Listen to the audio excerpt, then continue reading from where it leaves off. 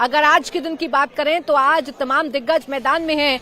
आज एनडीए के तमाम स्टार प्रचारक चुनावी मैदान में उतर चुके हैं। आपको बता दें कि आज एनडीए और महागठबंधन के नेता प्रचार में पूरी ताकत झोंकने जा रहे हैं। आज बिहार में केंद्रीय गृह मंत्री अमित शाह 2 रैली करेंगे तो सासाराम और अरवल में जनसभा को संबोधित करेंगे।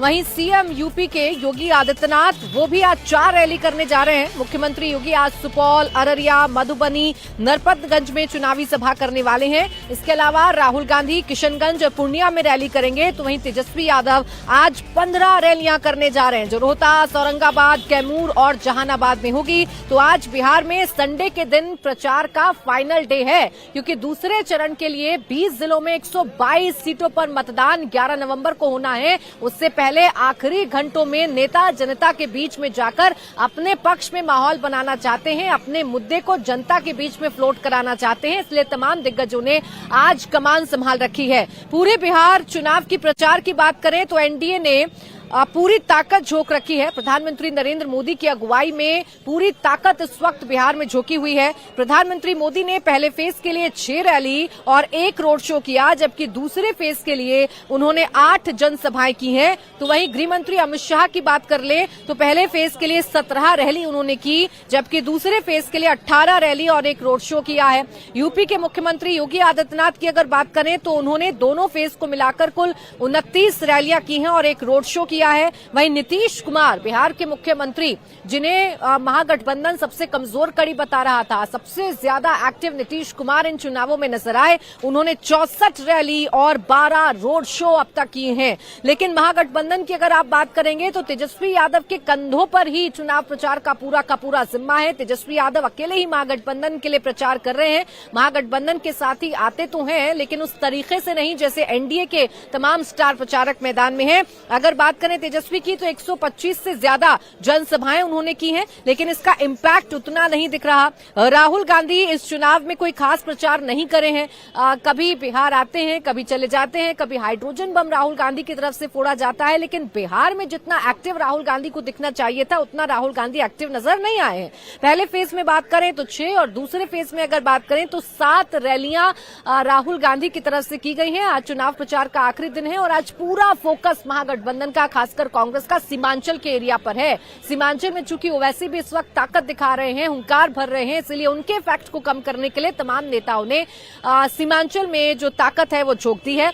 तो एक तरफ आज चुनाव प्रचार का आखिरी दिन है तो दूसरी तरफ पहले फेज में वोटिंग के बाद विपक्ष कई जगहों पर स्ट्रांग रूम को लेकर सवाल खड़े कर रहा है। यानी अभी से ही नैरेटिव गढ़ने की जो तैयारी है वो विपक्ष ने शुरू कर दी है। अब बिहार के नालंदा में आरजेडी ने स्ट्रांग रूम का सीसीटीवी कैमरा बंद करने का आरोप लगा दिया है। आरजेडी के एक्स अकाउंट से वीडियो पोस्ट किया गया है जिसमें स्क्रीन बंद नजर आ रही है। आरोप लगाया गया कि नालंदा जिले में ईवीएम के कैमरे आधे घंटे तक बंद रहे, भारी हंगामा हुआ और इसके बाद कैमरे को ऑन किया गया।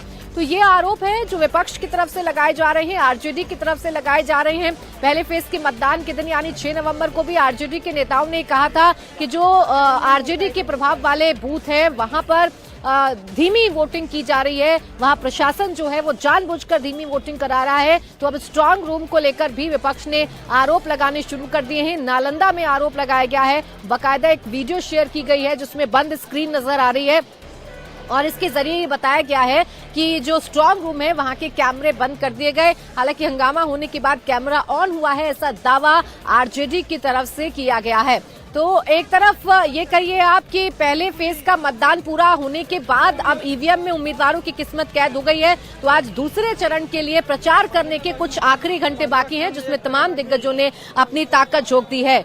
समस्तीपुर से भी कुछ ऐसी खबरें सामने आ रही हैं। समस्तीपुर में वीवीपैट की पर्चियां मिलने के मामले में एक्शन हुआ है। चुनाव आयोग ने एआरओ समेत 2 कर्मचारियों को सस्पेंड कर दिया है। साथ ही संबंधित एआरओ के खिलाफ एफआईआर भी दर्ज कराई गई है। दरअसल समस्तीपुर के सरायरंजन सीट के पोलिंग बूथ के बाहर कूड़े में वीवीपैट की जो पर्चियां हैं वो मिली थी, जिसके बाद सियासी संग्राम छिड़ गया था। कांग्रेस और आरजेडी ने वीडियो शेयर कर चुनाव आयोग पर सवाल उठाए थे। चुनाव आयोग से पूछा गया कि किसके कहने पर वीवीपैट वीवीपैट की पर्चियां फेंक दी गई। इस पर चुनाव आयोग का जवाब भी आया। चुनाव आयोग की ओर से बताया गया कि मॉक पोल की वीवीपैट पर्चियां हैं, इसीलिए मतदान प्रक्रिया की निष्पक्षता पर इसका कोई असर नहीं पड़ने वाला है। संबंधित प्रत्याशियों को भी डीएम द्वारा इसकी जानकारी दे दी गई है।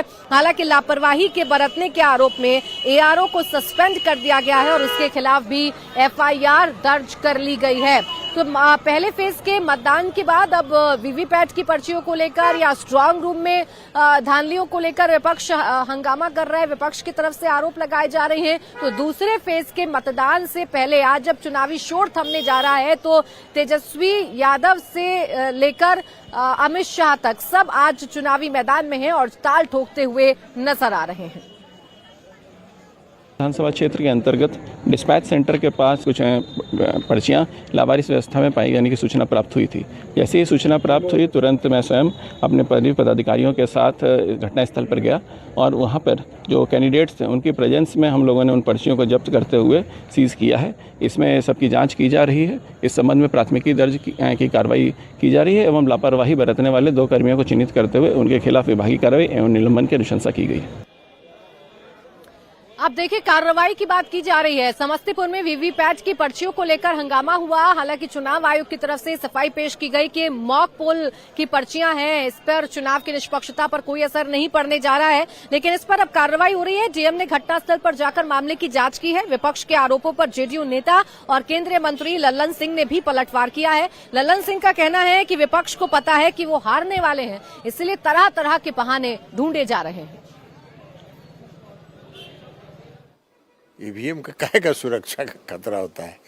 ईवीएम के जो सुरक्षा गृह जहाँ रखा जाता है ईवीएम, सभी राजनीतिक दलों को अधिकार है वहाँ अपना प्रतिनिधि रखें। तो अब कुछ हारेंगे तो कुछ पहले से भूमिका न बनाएंगे। तो आपने सुना, अब निष्पक्षता को लेकर ये कहा जा रहा है कि ये सारी बातें जो हैं वो विपक्ष जानबूझकर कर रहा है, चूंकि उन्हें अपने हारने का डर सता रहा है। लेकिन एक मुद्दा बना, इस पर हंगामा हुआ और जमकर इसको लेकर विपक्ष जो है वो माहौल बना रहा है।